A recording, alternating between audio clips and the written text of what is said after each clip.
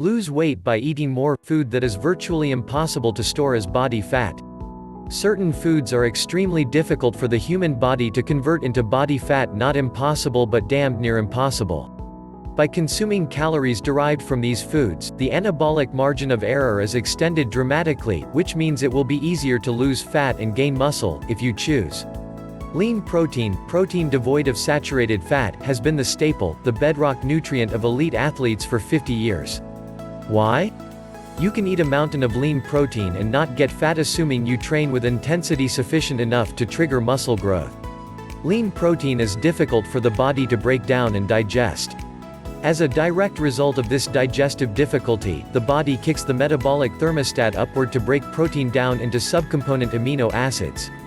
The human body wants to preserve stored body fat as a last line of defense against starvation. If overworked and underfed, the body will preferentially eat muscle tissue to save precious body fat.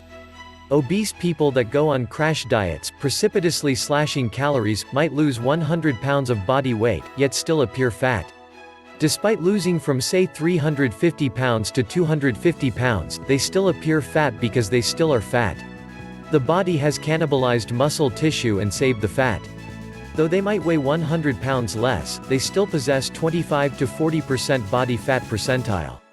Lean protein is the bedrock nutrient in the physical renovation process because it supplies muscle tissue battered by a high-intensity weight workout with the amino acids needed to heal, recover and construct new muscle tissue. Lean protein is a bedrock nutrient in the physical renovation process because it causes the basal metabolic rate (BMR) to elevate. The metabolic thermostat, the rate at which our body consumes calories, increases when digesting protein. Lean protein is a bedrock nutrient in the physical renovation process because it is damned near impossible for the body to convert it into body fat. The other bedrock nutrient in the physical transformation process is fibrous carbohydrates, carrots, broccoli, green beans, bell peppers, spinach, cauliflower, onions, asparagus, cabbage, salad greens, Brussels sprouts and the like. Fibrous carbohydrates, like lean protein, are nearly impossible for the body to convert into body fat. Fibrous carbohydrates require almost as many calories to digest as they contain. A green bean or carrot might contain 10 calories yet is so dense and difficult to break down that the body has to expend nearly as many calories to break down that bean or carrot as the vegetable contains. Fibrous carbohydrates have a wonderful Roto-Rooter effect on the internal plumbing, as they work their way through the digestive passageways. They scrape mucus and gunk off intestinal walls and help keep sludge buildup to a minimum. For this reason, fibrous carbohydrates are the perfect complement to a lean protein diet. Too much protein can cause bile buildup. Fiber is the yin to protein's yang. The two nutrients should be eaten together. Both protein and fiber have a beneficial dampening effect on insulin secretions. It is no accident that professional bodybuilders, the world's best dieters, capable of reducing body fat percentiles to 5% while maintaining incredible muscle mass, construct their eating regimen around protein and fiber. The best way to eat is to eat often. If you eat 3,000 calories a day, the best way is in 5 600 calorie feeding or 6 500 calorie feedings instead of a breakfast containing 400 calories, a lunch of 1,000 calories and a late dinner of 1,600 calories. Avoid calories easily converted into body fat. Eat multiple small meals in the 400 to 600 calorie range comprised exclusively of foods near impossible for the body to convert into body fat.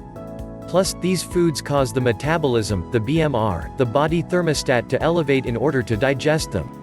Optimally, you should eat every 3 hours, in about the time the nutrients from the previous meal have dwindled, been expended and exhausted. In about the time the elevated metabolism is settling back down to normal, eat another small protein-fiber meal.